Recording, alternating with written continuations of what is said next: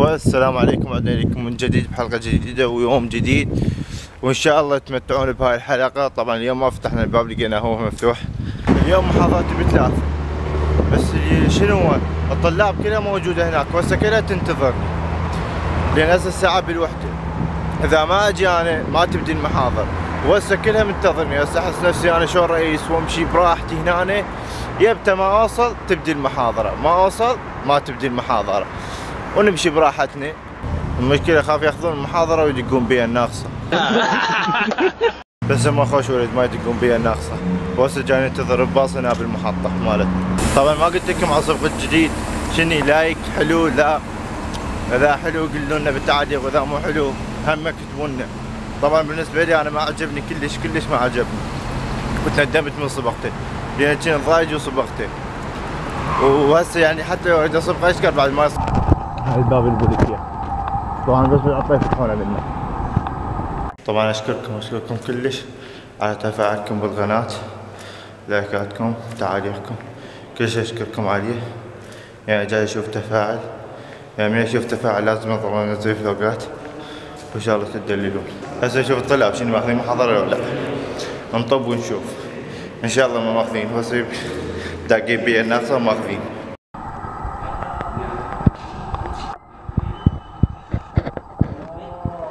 والله واخذين محاضرة.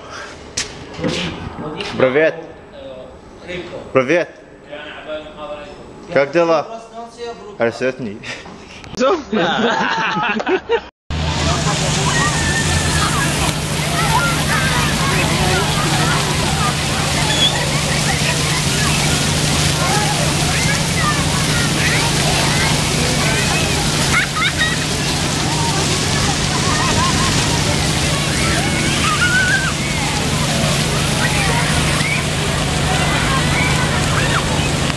طبعا اليوم كان عندي كلش مزاج قوي انشر فيديو ونشر على اليوتيوب، بس صارت شغله وعلى وهي شغله تنحل. جتني رساله من الشركات تقول لي اذا ما تبطل من هاي حكيك على الشركات قد تؤدي حياتك الى التهلكه.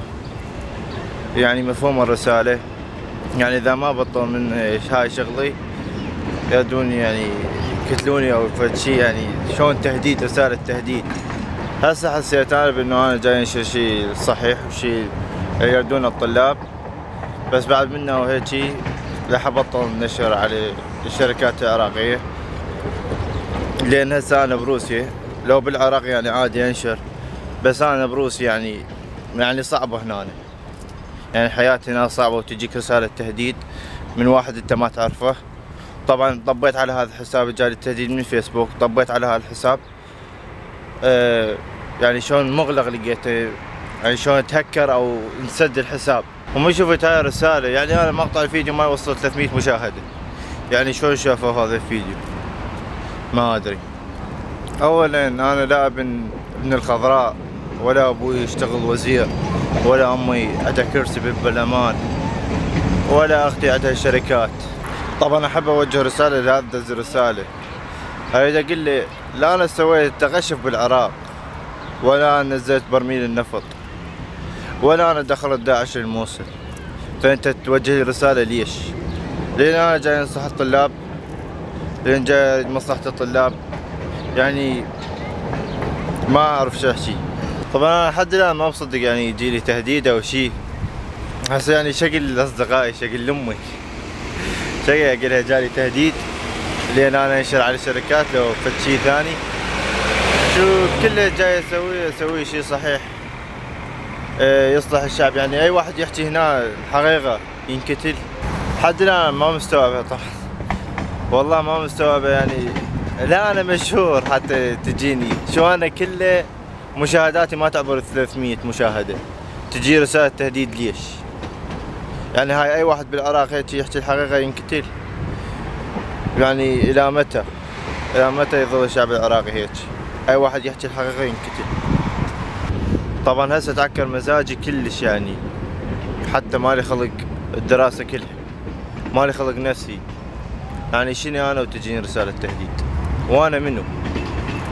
شو كلي خلق البشر، حالي من حال البشر، تجيني رسالة المن؟ والله ما ادري ايش اقول لك. واتمنى توصل رسالتي اليه، واقول له انا مو ابن المحافظ، فاذا تيجي تهدد روح الهدد اكبر من عندي، مو تهددني الي.